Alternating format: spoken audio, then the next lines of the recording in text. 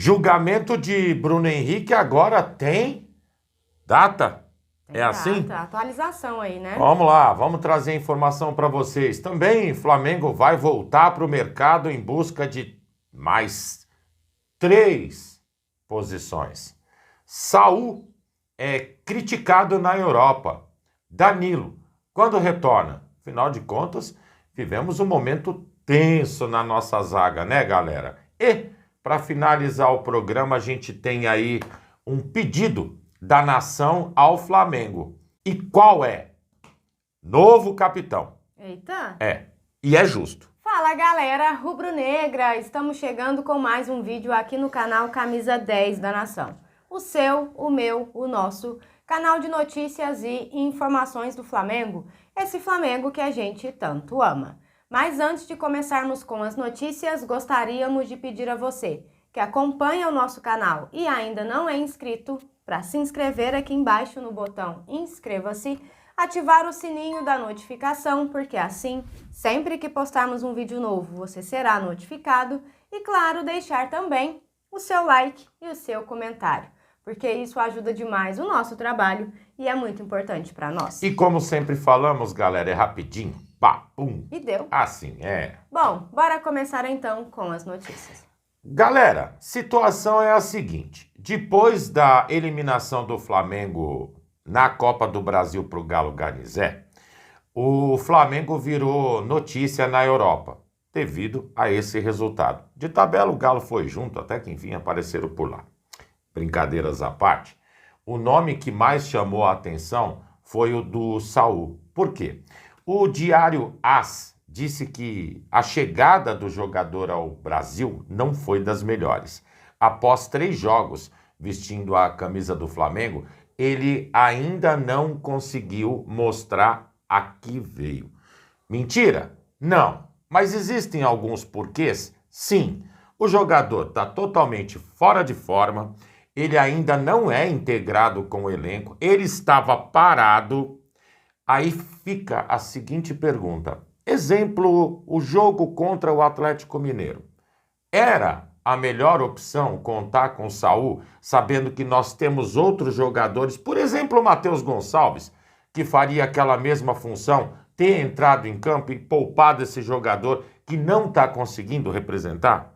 Bom, acho que vai muito de encontro ao que eu disse na live, né? Ele nitidamente, a parte física dele está totalmente fora, né, dos outros jogadores do Flamengo, e isso, galera, a gente não tá falando sobre crítica, tá? É fato isso, ele estava parado. Não sei, eu entendo o Felipe Luiz e o Flamengo querer dar minutos para esses jogadores que chegaram agora, é totalmente compreensível, só que também concordo que num jogo como esse último contra o Atlético, que a gente precisava vencer, talvez não fosse a melhor escolha. Então, prova disso é que na lateral foi mantido Varela. Sim. Não, Royal. Aliás, Royal nem entrou. O Lino entrou também no segundo tempo. Também não conseguiu apresentar um bom futebol, apesar de o Wallace ter recebido muitas críticas por ter perdido o pênalti. Vamos recordar, o Lino também perdeu, sim, tá certo? E a expectativa criada tanto por nós torcedores quanto pela diretoria do Flamengo é que esse jogador já chegasse chegando. E, na verdade, ele não chegou. Se é que vocês entendem o trocadilho. Galera, não estou fazendo crítica ao Saul. Eu, de verdade, aguardo o futebol dele. Tem que se dar tempo ao tempo. Mas, por enquanto, a gente está um pouquinho frustrado, sim. Não só dele, mas também como dos outros, né? Claro. A gente espera, o Samuel Lino fez uma excelente estreia, né? Sim, mostrou sim. pra gente, nossa, que é isso? Mas a gente espera, sim, galera, hora que os 3 estiverem aí 100%, né, integrados, a gente espera que bombe. Que o futebol apareça, né? É assim. É isso. Bom, galera, e seguindo com as notícias, o Mengão tá aí correndo contra o tempo nessa janela de transferências que vai até o dia 2 de setembro. E pra quê? Bom, com desfalques nos últimos jogos, desgaste físico do elenco e também possíveis saídas que possam ainda acontecer, o clube já identificou 3 posições que precisam de reforços urgentes. E quais são elas? Primeiro, a zaga. Nos 2 jogos contra o Atlético Mineiro pela Copa do Brasil, o Felipe Luiz não conseguiu poupar os Léus, porque o Danilo está machucado e as outras opções no banco eram quem? O João Vitor e o Cleiton. Detalhe, o Cleiton deve sair aí no final do ano, que é quando encerra o seu contrato. E pode ir até antes, tá, galera? Já que o staff do jogador já conversa aí com outros clubes. Por isso, o Flamengo quer um outro zagueiro canhoto para aumentar ali a concorrência com o Léo Pereira, que também faz essa função. Segunda posição, qual é? O gol. Com o Matheus Cunha já acertado com o Cruzeiro para 2026, o Flamengo está no mercado atrás de um reserva para o Agustin Rossi e já começou contatos com alguns goleiros. E para finalizar, a terceira posição aí, galera, é o ataque. A comissão técnica pediu um centroavante diferente do Pedro, com características diferentes, mais móvel. Nomes como Lucas Beltrán, da Fiorentina, e o Tati Castellanos, da Lazio, foram sondados, mas as negociações não avançaram. O clube ainda está disposto a investir mais 15 milhões de euros nessa janela. Lembrando que já gastou 43 milhões com a contratação do Emerson Royal, Carrascal e Samuel Lino. O Saul, galera, ele chegou sem custo de transferências, mas com pagamento de luvas e comissão. Vamos acompanhar esses próximos passos do Flamengo aí nessa janela.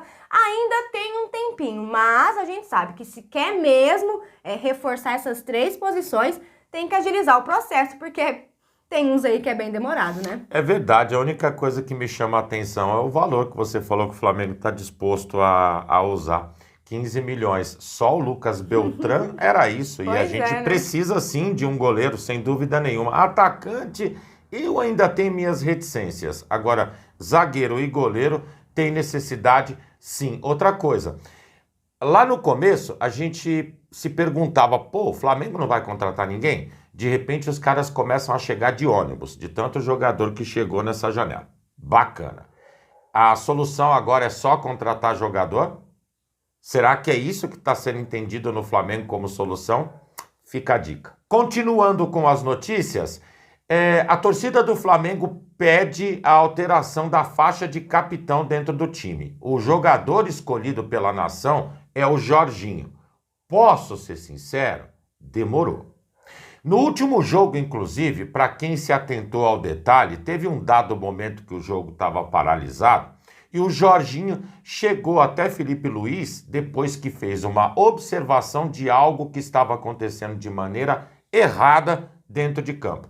Comunicou ao treinador que somente acatou o que Jorginho estava falando para ele. Bacana. Isso é o quê? Visão de jogo. Um outro lance que chamou a atenção foi quando o Wallace Ian entrou em atrito com o jogador do Atlético Mineiro. Ele, de cara, nem pensou, já deu um empurrão no Wallace, afastou ele da jogada, porque aquilo poderia render cartão e complicação dentro de campo. Ou seja, essas são atitudes de um líder.